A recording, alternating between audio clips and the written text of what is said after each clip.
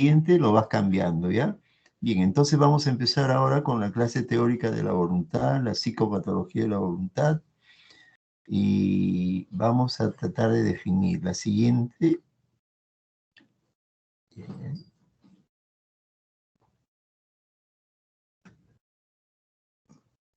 Se fue la pantalla, o algo pasó.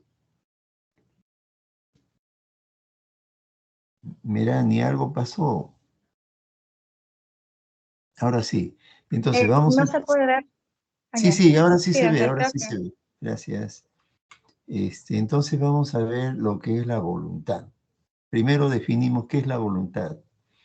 Es el aspecto de la personalidad que impulsa al individuo hacia la acción. Definitivamente la voluntad nos impulsa hacia una determinada acción. O también se puede definir como la capacidad de generar y realizar conscientemente una acción en general.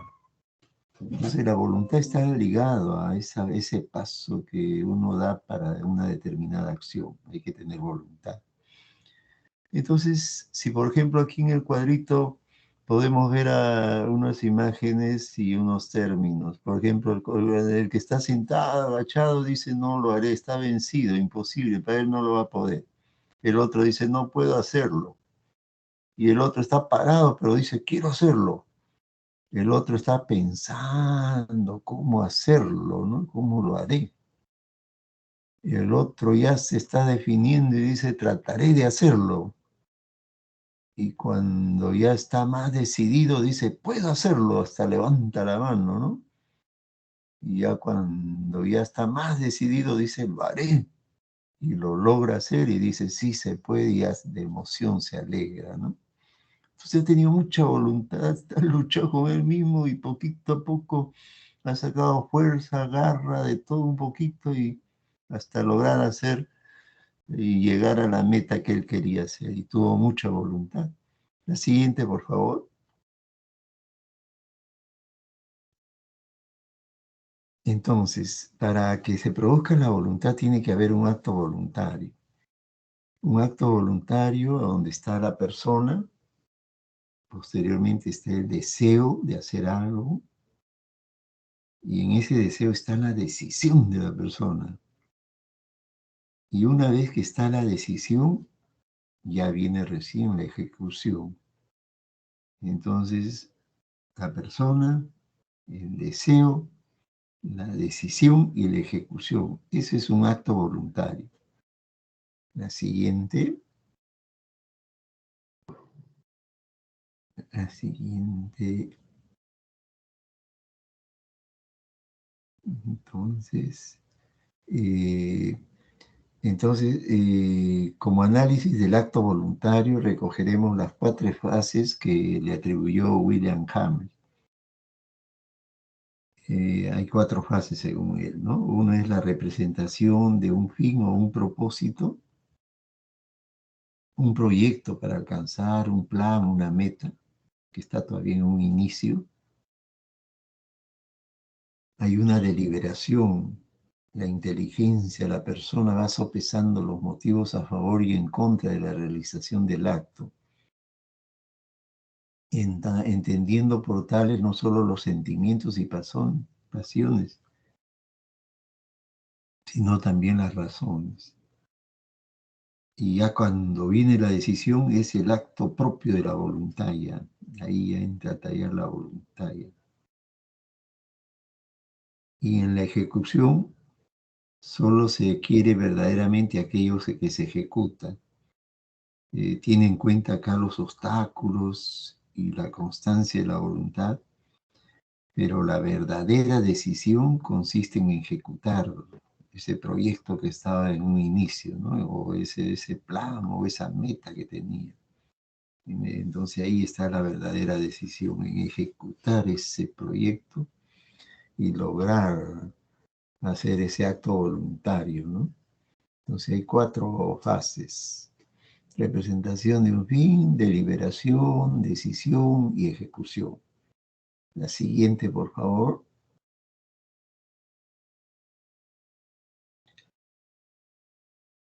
Dentro de las alteraciones de la voluntad existe una acción implícita que está dentro de uno, o también se llama conación. Esta acción implícita o conación está desde que se inicia la intención de llevar a cabo un acto. Desde que se inicia la intención de llevar a cabo un acto, ¿eh? La conación lo menciona como una reacción espontánea, transitoria o permanente de la personalidad normal o anormal, y es una reacción a los estímulos circundantes o de sus propias vivencias. Entonces, esa acción implícita o conación está ligado a esta reacción que es a veces espontánea y está de acuerdo a los estímulos circundantes del entorno y de sus propias vivencias. Entonces ahí estamos hablando de una acción implícita. Ahora, acción explícita, o sea que se ve y que todos lo observan, acción explícita o alteraciones de la ejecución de un movimiento implica un ordenamiento secuencial. Claro, definitivamente cuando uno hace una determinada acción, hay diversos tipos de acciones, de movimientos, de ordenamiento que tiene, que puede haber toda una secuencia, ¿no? Entonces, ya tenemos esas dos alteraciones, ¿no? Alteración implícita, que está ligada a la conación, y la acción explícita, que está ligada a las alteraciones de la ejecución. Entonces vamos a entrar ya a la parte psicopatológica. ¿Qué cosa encontramos en esas alteraciones de la voluntad? La siguiente, por favor.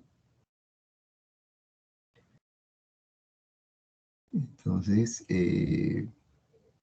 vamos a esperar a que cambiemos la diapositiva para seguir explorando las características que pueden haber dentro de estas acciones implícitas de o conación, o la acción explícita, o alteración de ejecución. Entonces, dentro de las alteraciones de la acción implícita o conación, es decir, desde que se inicia la acción, tenemos la bulia. En la bulia, ¿qué cosa encontramos? Es la pérdida de la voluntad absoluta que acarrea la liberación de actos automatizados e instintivos. O sea, es la pérdida de la voluntad. Mire, la bulia, no hay voluntad. Definitivamente no quiere hacer nada pues la persona. Y acarrea la liberación de actos automatizados o instintivos, ¿no? Si no tiene deseo de hacer nada, de repente puede haber algún acto que es instintivo, ¿no? Algo que lo puede hacer. Si tiene frío, de repente se tapa con algo y punto, ¿no? Y esa es la bulia. Los actos impulsivos, cuando los procesos de la voluntad no se desarrollan ordenadamente y pasan a la ejecución. Ahí estamos hablando de actos impulsivos.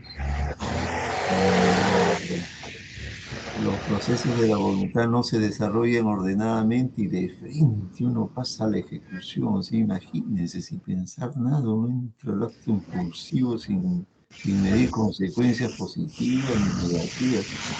Nada. Y los actos compulsivos, el individuo es arrastrado a la ejecución por fuerza incontenible. O sea que acá en el acto compulsivo hay una ejecución de realizar algo, pero por una fuerza incontenible, ¿no? Que lo tiene que hacer sí o sí, porque si no pasa algo, cree que va a pasar algo, ¿no? Entonces ya tenemos tres alteraciones: la bulia, los actos impulsivos y los actos compulsivos. En estas situaciones se produce toda una alteración en la acción implícita o la conación, ¿no? Eh, Vamos a seguir, a ver, vamos a encontrar qué otras alteraciones podemos encontrar eh, dentro de las alteraciones de los actos implícitos o de la conación. Eh, ujú.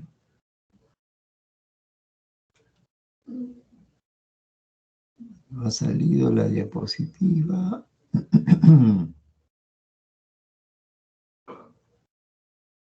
Vamos a ver un ratito, no se desesperen, no se me angustien.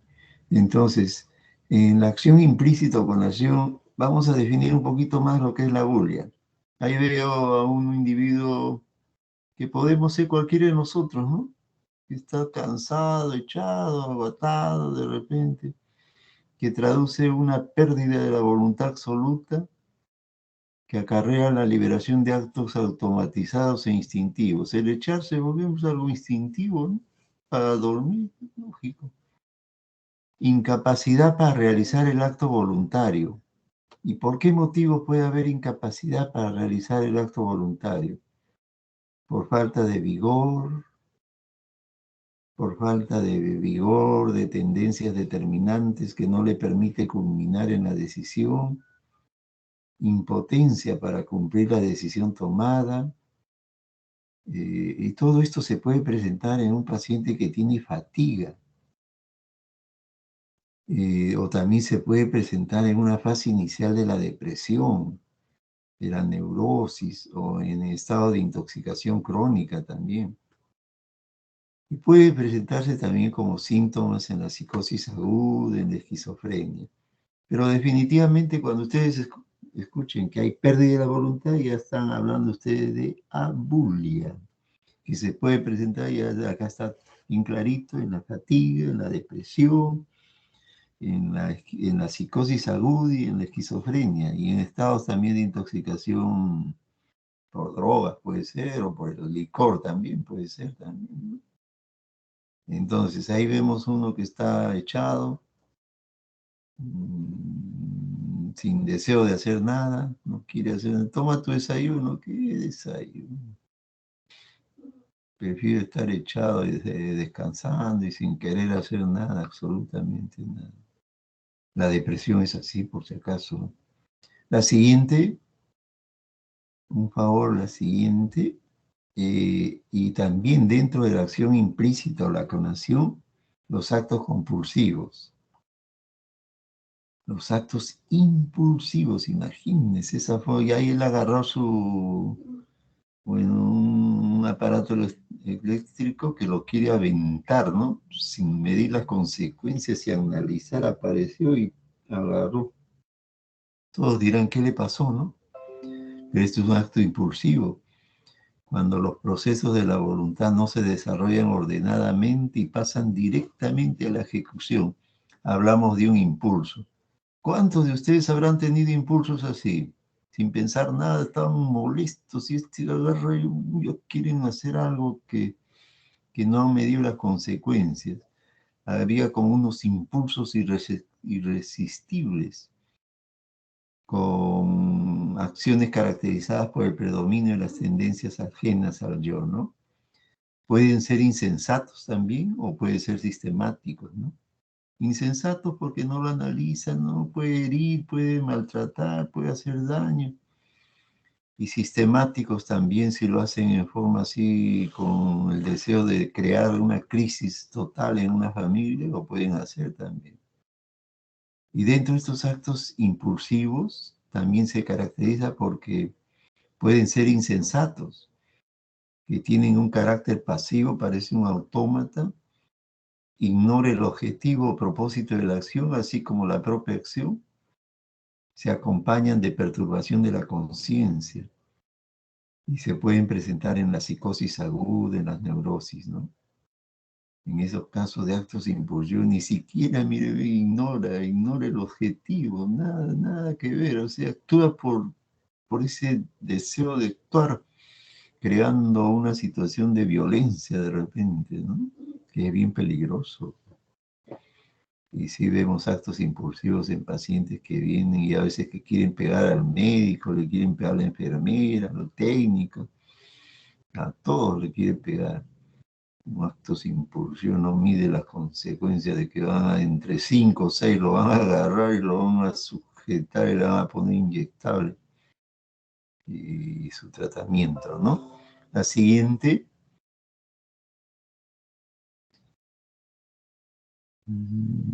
Entonces, dentro de la acción implícita o con acción, se hablaban también de situaciones que eran sistemáticos o manías. O manías. En esencia son inmotivados, pero existe una cierta conciencia. Es un impulso directo hacia una acción específica, con intencionalidad objetiva, como deseo o necesidad premiante de desahogo, o también para calmarse de un estado de tensión o angustia creciente, y está también condicionado por la estructura de la personalidad. Estas situaciones también se pueden producir cuando hay un aumento de la ansiedad o de la tensión, eh, y puede haber toda una situación, ¿no? Y vienen agravados en momentos de ansiedad y estrés. Eh, Estas situaciones con aumento de ansiedad o de tensión se pueden presentar en toxicomanías. Hay una falta de voluntad por dependencia hacia una sustancia, ¿no? Cleptomanía, propensión a apoderarse de objetos ajenos. Ahí ya los impulsos son increíbles, ¿no? Cleptomanía, propensión a apoderarse de objetos ajenos que no son de él, pero se lo quiere como robar, ¿no? Siendo a veces irrelevante el valor de esto, de la cleptomanía, a veces van a un mercado y se roban algo de que cuesta 5 soles y se lo guardan en algún sitio. Esa es cleptomanía, ¿no? Dromomanía, tendencia a alejarse o cambiar de lugar. Piromanía es un impulso violento a producir incendios, ¿no? Un pirómano, imagínate, que quiere incendiar el salón. El impulso homicida ya es otra cosa, ¿no? Carece de motivo alguno para asesinar, pero lo hace, pues el psicópata, por ejemplo, ¿no? Un impulso homicida. Y la ludopatía, inclinación también patológica a los juegos de azar, a los juegos estos de que es fácilmente encontrable, ¿no? Uno entra y ve que están jugando con monedas y cosas y juegos, y se habitúan, están todos los días metidos ahí con la ludopatía, en la madrugada están jugando. Pero ahora con la pandemia disminuyó totalmente y ya me imagino cuando se está abriendo poco a poco aparecen pues los ludópatas, ¿no? Las señoras que tienen edad avanzada aparecen jugando también en la madrugada, ¿no? Y los que quieren conquistar a las señoras de edad avanzada están ahí dando vueltas porque saben que hay alguien ahí que está gastando su plata y tiene dinero. Y entonces, y fácilmente quieren conquistarla, quieren... No es su distracción de la ludópata, ¿no? Gastar su dinero, si tiene plata, gastar en juegos de azar y sale a las 5 de la mañana, 6 y se va a su casa después de jugar toda la noche, ¿no? Bueno, y suceden tantas cosas ahí que ya ustedes escucharán cuando los pacientes les cuentan, ¿no? La siguiente, la siguiente.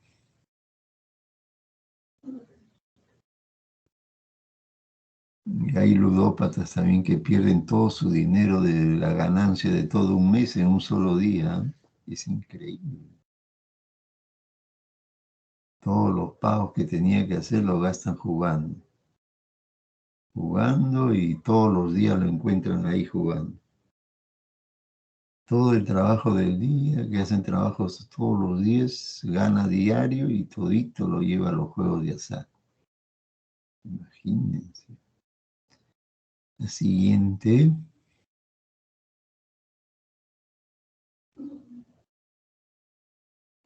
Entonces, ahora en los actos compulsivos, de repente ustedes deben estar pensando actos compulsivos de la neurosis obsesiva compulsiva, ¿no? Como cuando hay un acto compulsivo es una repetición de un acto. Entonces, en estos actos compulsivos, el individuo es arrastrado a la ejecución de algo por una fuerza incontenible, aún aún en contra de situaciones que representan verdaderos obstáculos. El individuo está obligado a hacer lo que le viene en ese momento deseo de hacer y se ve como una necesidad patológica de actuar que es un impulso irresistible, que si no lo hace o se resiste le va a causar ansiedad y tiene que hacerlo. En el obsesivo, por ejemplo, hay una necesidad de actuar impulsivamente y repetir un acto porque si no lo hace, viene una idea que tiene que cree que se va a morir su familiar. Y como si se va a morir su familiar y tiene que hacer eso, lo tiene que hacer compulsivamente. Y una vez que lo realiza, le calma la ansiedad y ya su familiar ya no se va a morir.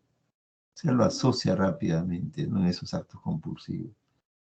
Y un acto compulsivo es una acción repetitiva en respuesta a una idea obsesiva y que la persona intenta apaciguarla. Esencialmente es psicopatología de la voluntad, ya que los defectos se hallan en la motivación y resolución propios del acto voluntario. Entonces ya más o menos ustedes tienen idea de cómo es un acto compulsivo, ¿no? Por ejemplo, ahí esa chica está limpiando el piso y ya lo ha limpiado una hora y sigue limpiando, porque cree que y si se manchó un poquito más, lo va a seguir limpiando otra hora más. Y es un acto compulsivo, porque si no lo limpia, de repente está asociando que va a pasar algo en su casa. Entonces tiene que hacerlo. Y la otra jovencita está contando los lápices, ya van 5 y seguramente después lo va a dejar así y va a ver, cree que ha habido 4 y vuelve a contar y vuelve y 5. Se va, ya está por salir de su casa, pero vuelve a contar porque parece que se ha equivocado. Y si se ha equivocado, tiene que dejar 5. Y si se ha equivocado, quiere decir que de repente la casa se va a incendiar. Imagínense. Y si se va con la idea de que tiene 4 lápices nada más ahí, y ya se va a ir angustiada, uy, se va a incendiar la casa, ¿por qué no he dejado los 5 lápices? Tengo que dejar 5, regresa y ve, y hay los 5 y de nuevo se sale, ¿no? Ya está más tranquilo. Pero ya así es el trastorno obsesivo compulsivo. La siguiente,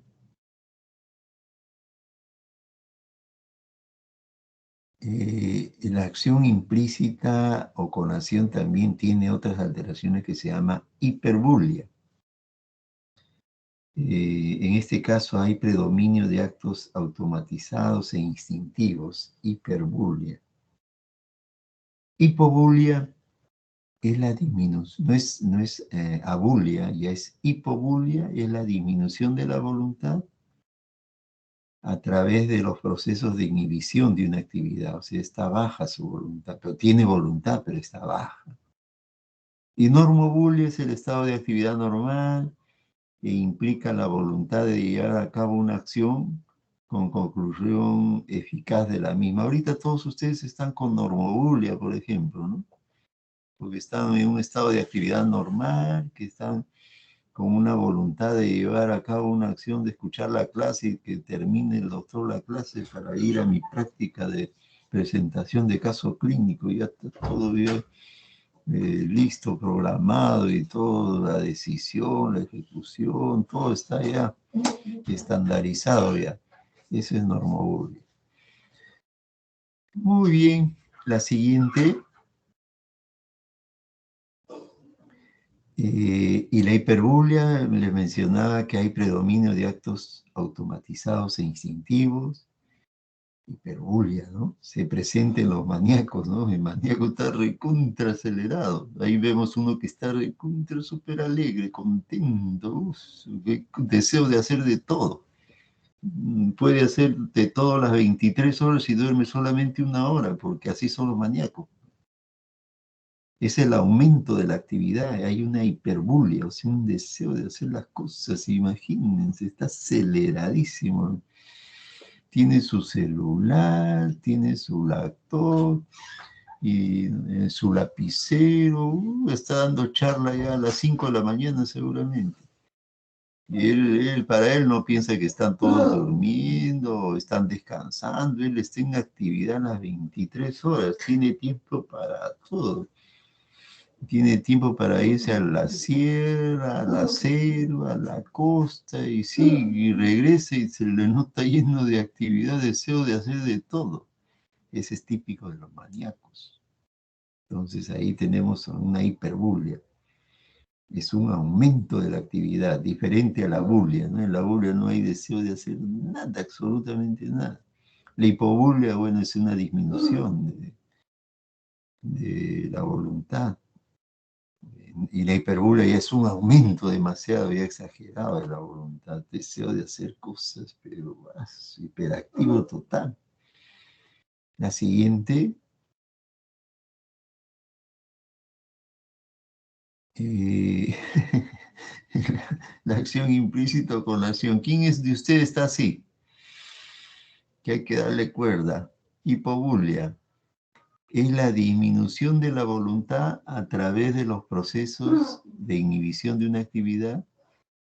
Es un estadio de inactividad, pero es menor que la bulia, ¿no? Tiene voluntad, pero es de menor intensidad. La voluntad se limita a las formas secundarias, o sea, del querer abreviar. La voluntad se limita a las formas secundarias, o sea, del querer abreviado, débil o ejercitando con la imposibilidad o gran dificultad para realizar actos volitivos. Se puede presentar en personalidades inmaduras, se puede presentar también en esquizofrenia residual. Me va a disculpar un ratitito, ¿ya?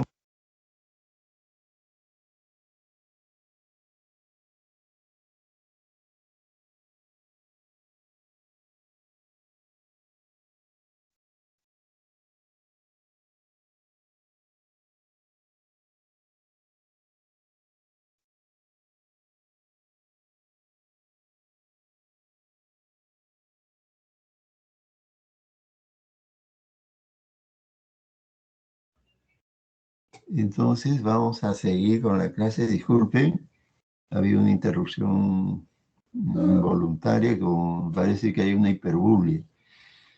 Alguien se está acelerando, entonces comienza a perturbar la clase. Entonces, seguimos seguimos con la siguiente.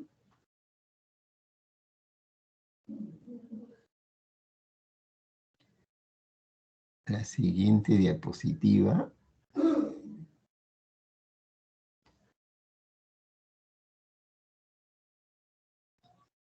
Entonces, cuando hablamos de normobulia, es el estado de actividad normal e implica la voluntad de llevar a cabo una acción con conclusión eficaz de la misma. Entonces, muchos de ustedes están en esta acción, definitivamente muchos de ustedes tienen una normobulia, es un estado de actividad normal, implica la voluntad de llevar a cabo una acción con conclusión eficaz de la misma. La siguiente, por favor. Ahora vamos a hablar sobre el otro tipo de alteraciones de la acción explícita o alteraciones de la ejecución. Estamos avanzando en la psicopatología de la voluntad. Ustedes están viendo, ¿no? Está sencillo. Hiperbulia, bulia, hipobulia y normobulia. Pues, ya ustedes son trómenes. Pero acá cuando haya una acción explícita o alteraciones de la ejecución, es de lo que el paciente puede presentar. Podemos hablar de asinesia, es un estado de inmovilidad prolongada. Asinesia, estado de inmovilidad prolongada, o sea, no se mueve, está echado, está descansando y llama la atención, pues.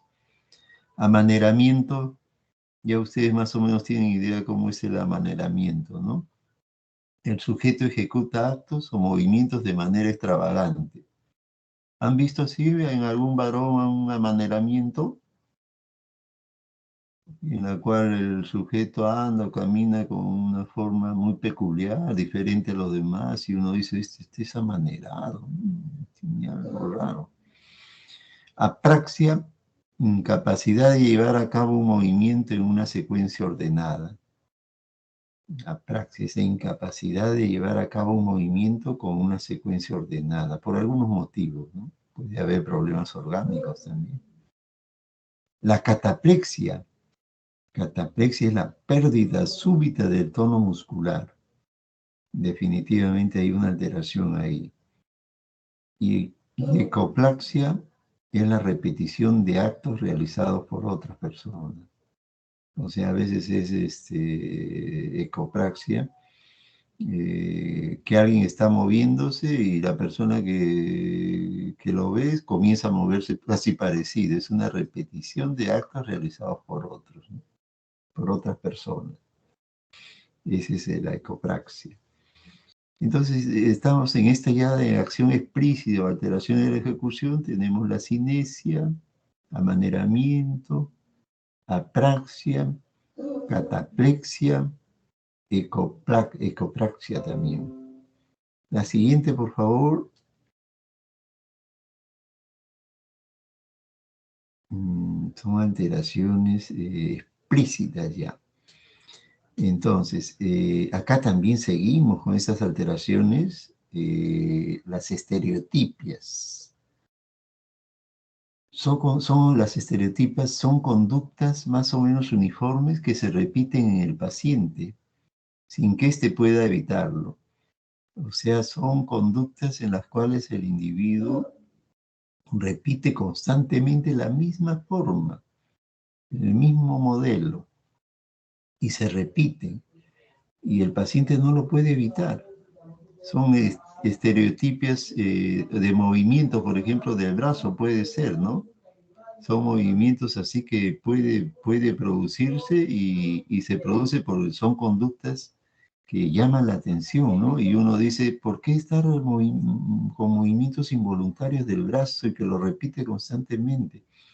Pero son estereotipias o son conductas más o menos que se repiten, ¿no? Y el mutismo, ¿qué es el mutismo? Consiste en estar silencioso por propia voluntad. El mutismo consiste en estar silencioso por propia voluntad. El paciente no quiere hablar, ¿no? Lo queremos entrevistar nosotros y no nos contesta, nos mira y no nos dice ni A, ni B, ni C. No nos habla. Es una acción explícita o una alteración de la ejecución, no quiere hablar. Y negativismo, el paciente se resiste a cumplir las órdenes impartidas por el investigador. Se resiste a cumplir las órdenes impartidas por el investigador, es el negativismo. El negativismo, el paciente se resiste a cumplir las órdenes impartidas por el investigador. Y es una alteración ahí definitivamente que llama poderosamente la atención porque el paciente se muestra resistente a cumplir las órdenes. La siguiente, por favor. Entonces ya tenemos varias alteraciones ya que podemos encontrar en los pacientes, alteraciones implícitas y alteraciones explícitas también.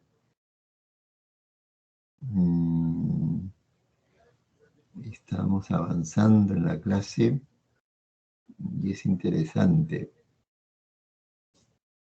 Mm, algo ha pasado, parece que la diapositiva se ha trabado o algo ha pasado. Ahí está. Hay otras alteraciones de la voluntad también, que los vamos a hacer la característica clínica. El tics.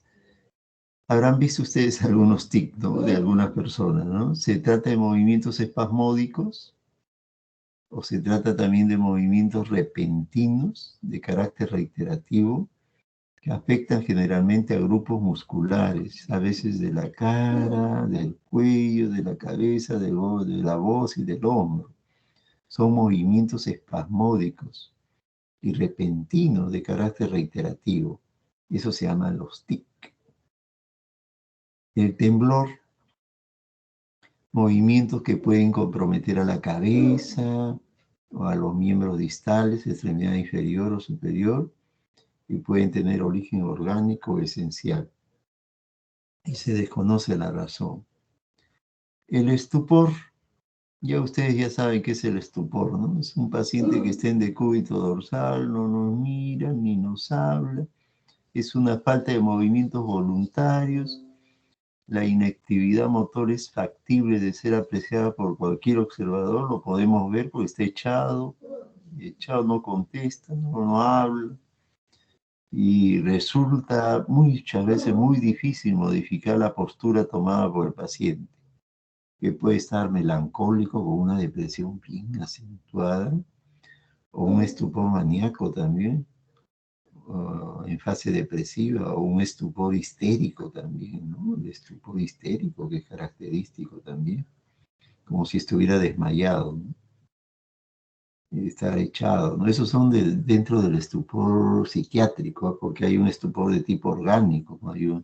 Cuando hay un accidente cerebrovascular o un accidente producido por un atropello, un traumatismo encefalocraniano, también entra en estupor, pero eso es por causa orgánica. Pero el estupor psiquiátrico es por causa psicológico, psiquiátrica, ¿no? Es diferente totalmente, ¿no? En el estupor psiquiátrico no hay pues un traumatismo encefalocraniano, nada de eso.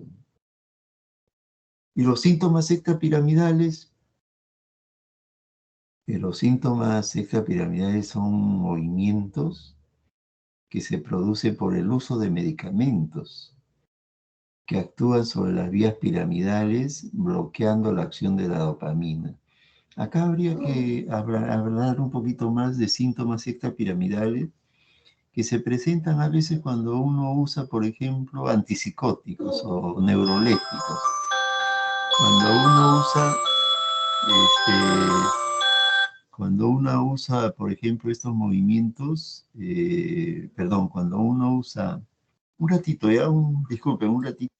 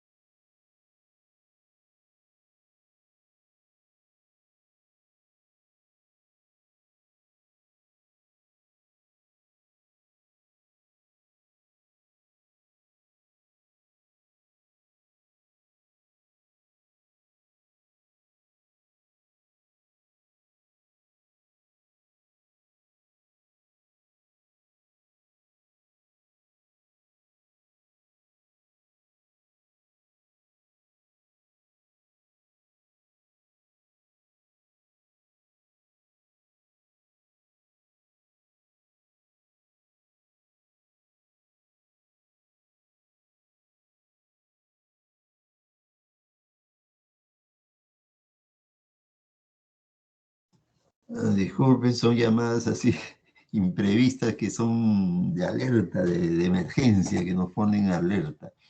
Les mencionaba de los síntomas extrapiramidales. Si uno usa antipsicóticos, antipsicóticos típicos especialmente, ahora ya hay antipsicóticos atípicos o neurolépticos atípicos. Los neurolépticos típicos eran más incisivos, más fuertes, entonces producían síntomas extrapiramidales, producían movimientos involuntarios del brazo, de la pierna, de la carita. De repente había una torsión del cuello que todos pensaban que era tortícolis y si le querían doblar el cuello no podían. O si no, la mirada en los ojos se iba para arriba. Ya eran síntomas extrapiramidales. Entonces, la única forma de remitir eso, si uno se entera que está usando antipsicóticos, es usar medicamentos para contrarrestar eso, como el aquinetón, el viperideno, que tienen la propiedad de bloquear esa sintomatología. Van a veces a la emergencia pacientes mirando hacia arriba, y ustedes dicen, ¿qué le ha pasado a su ojito? ¿Por qué mira para arriba? Y el paciente en verdad está mirando para arriba, no puede bajar su vista, su visión. Los ojos lo tienen mirando hacia arriba y su cuello torcido todavía. La señora se asusta, pues los familiares lloran, cree que le está pasando algo grave. Y no, es una reacción extrapiramidal al medicamento, al neuroléptico. Entonces, si uno usa un aquinetón endovenoso, de repente poquito a poco va normalizándose. Pero son situaciones que se presentan, ¿ah? Y ahora, esto es reversible totalmente, no hay que tenerle miedo. Si se tuerce, a veces hay pacientes que comienzan a torcerse con contracturas musculares y son síntomas extrapiramidales. También se usa medicamento así para estas reacciones extrapiramidales, que es el viperideno, el aquinetón, y remite los síntomas. Pero es por una reacción, como dicen ahí, por el uso de medicamentos. Y pueden haber reacciones extrapiramidales, que es impredecible también que y ahora los medicamentos atípicos de los neurolépticos pueden producir, pero rarísimamente, raramente. Bien difícil ahora. Antes sí, antiguamente sí, porque habían pues solamente medicamentos que eran típicos, que eran el haloperidol, por ejemplo, ¿no? Puede producir reacciones extrapiramidales. La trifluperacina también puede producir reacciones extrapiramidales. Ahora tenemos la respiridona, la quetiapina, la olanzapina, que son medicamentos atípicos y que producen menos reacciones extrapiramidales. Y lo usamos con mucha frecuencia en los pacientes psicóticos, ¿no? Esos medicamentos neurolépticos o antipsicóticos es para los pacientes psicóticos. Ahora, algunos psiquiatras usan también estos medicamentos, pero en dosis bajísimas para alguna ansiedad, alguna depresión, y que lo podemos usar en dosis bien bajitas, ¿no? Muy bien, la siguiente, por favor. La siguiente, creo que ya estamos terminando, ya nos falta poquito. Mirani, la siguiente, por favor. Entonces estamos ahí. Dentro de las alteraciones de la voluntad, ya han visto ustedes algunos términos que de repente ya lo sabían, pero es algo que es necesario reforzar un poquito más nuestros conocimientos, ¿no? La siguiente diapositiva, ya estamos terminando, creo. Entonces acá, por ejemplo, dentro de las alteraciones de la voluntad también está la catalexia. El paciente es consciente de su situación y de lo que le rodea, pero se siente incapaz, ¿sí? Incapaz de poder ejecutar movimiento alguno, catalexia. Ecopraxia. Ecopraxia es en eco, ¿no? Algo de eco está hablando. Es la ejecución de uno o más gestos o movimientos del entrevistador o de las otras personas presentes. De repente el paciente comienza a hacer el movimiento que uno está haciendo igualito, está copiando el modelo, ecopraxia. Iteración, repetición de gestos durante un periodo de tiempo.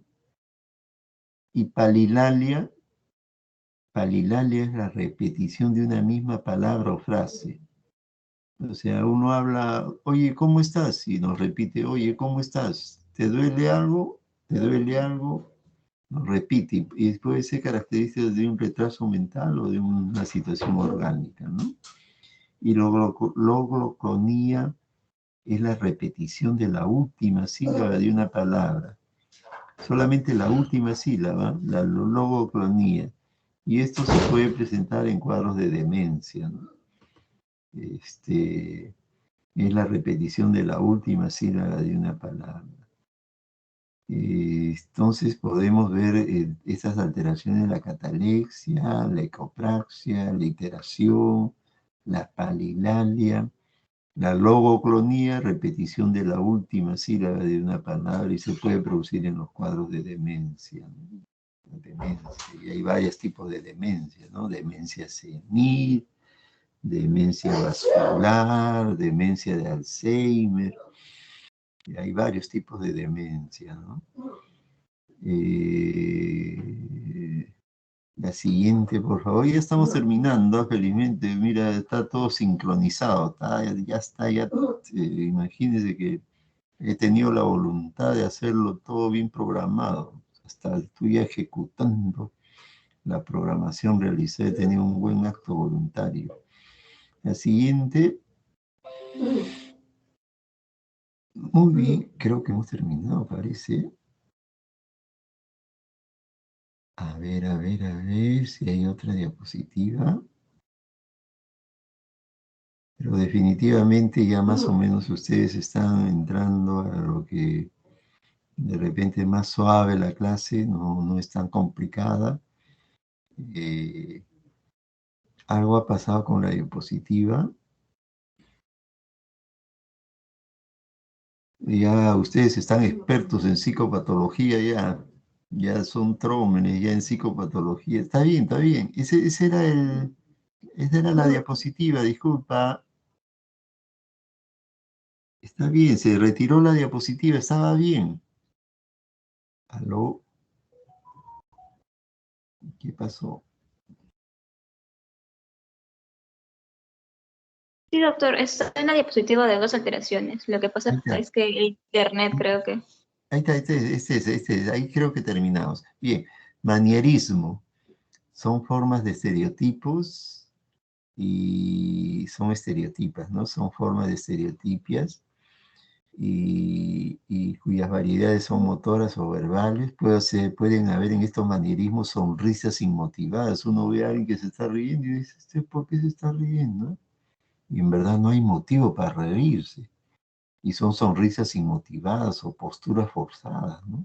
Entonces eso le llamamos manierismo. Y ustedes van a ver a personas que se ríen sin motivo. Y uno se queda impresionado, pero ¿por qué se está riendo?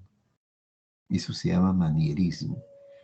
Verbigeración, repetición interminable de frases sin significado comprensible para el evaluador. Repetición interminable de frases sin significado. Es muy hablador, pero que no se le entiende nada, verbigeración. Y ecolalia es la repetición exacta de las palabras emitidas por otra persona. Es como un eco, ¿no?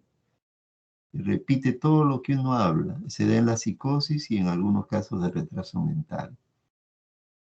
Y, y la otra, creo que es la última ya, reacción de último momento. El paciente pero se niega obstinadamente a cumplir una determinada orden. Uno le dice que haga tal cosa y no quiere hacerlo. Sin embargo, cuando ya se considera agotada la gestión de haberle dicho que haga y que haga y que haga y que haga, y ya parece que ya no lo va a hacer, la persona, ya cuando está por retirarse, el paciente ejecuta la orden. Es increíble, ¿no? O sea, en una reacción de último momento que deja pues en una situación de que no quiso hacer durante una hora Y cuando ya me estoy retirando, recién hace lo que yo le dije que haga, que hiciera. Esa es una reacción de último momento. Que hay pacientes que hacen eso, ¿no? ¿Y por qué lo harán, no? Porque de repente está negativista, está con una acción que no quiere hacerlo, no quiere, pues se pone obstinado y no lo va a hacer, no lo va a hacer. Y cuando ya uno se está retirando, ahí lo hace. Entonces uno dice que es una reacción que está presentando, pero es una reacción de último momento. Y se puede presentar y podemos estar en una situación así, pues, que se presenta en casos así. Entonces, hemos tenido, creo que ya no tenemos más diapositivas, ¿no, Melanie? Ah, ya, acá hay una frase que es muy importante según Albert Einstein, ¿ah? Hay una fuerza motriz más poderosa que el vapor. Hay una fuerza motriz más poderosa que el vapor. Esa fuerza motriz más poderosa que la electricidad. Imagínense. Y más poderosa que la energía atómica.